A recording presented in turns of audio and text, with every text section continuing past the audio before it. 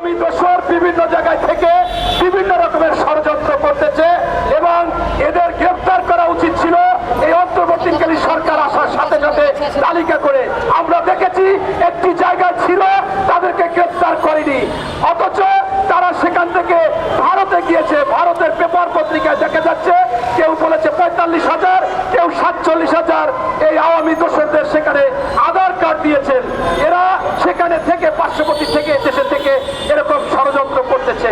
আজকে সবচেয়ে বড় ষড়যন্ত্র হচ্ছে বিএনপির বিরুদ্ধে।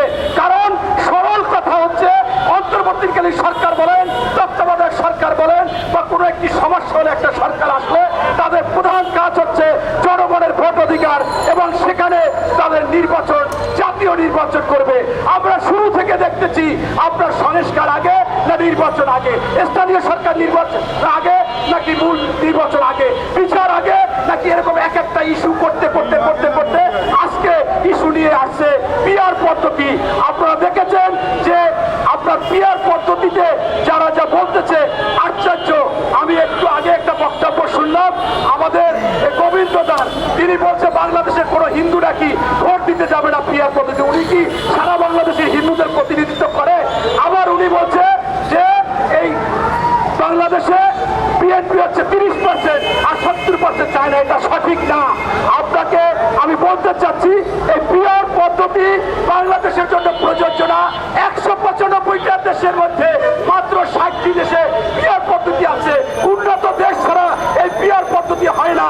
কারণ এখানে যারা এমপি হবে তাদের কাছে মানুষ যাবে, তাদের দেখে শুনে ভোট দেবে, ওই অঞ্চলের লোকদের ভোট দেবে। আজকে ভোট দিবে একজনকে, আরেকজনে এসে এমপি হবে, এইটা বাংলাদেশে কোনোভাবে গ্রহণযোগ্য না।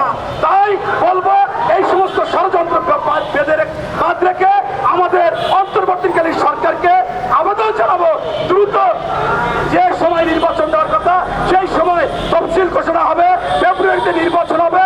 বাংলাদেশের মানুষ ভোট অধিকার চায়, বাজার দর নিয়ন্ত্রণ চায়, আইন শৃঙ্খলা চায়, সুশাসন, সুনীতি, সুবিচার চায়। এই জন্য নির্বাচনের কোনো বিকল্প নাই। এই বলে আমি আমার বক্তব্য শেষ করছি। আল্লাহ হাফেজ। বাংলাদেশ জিন্দাবাদ।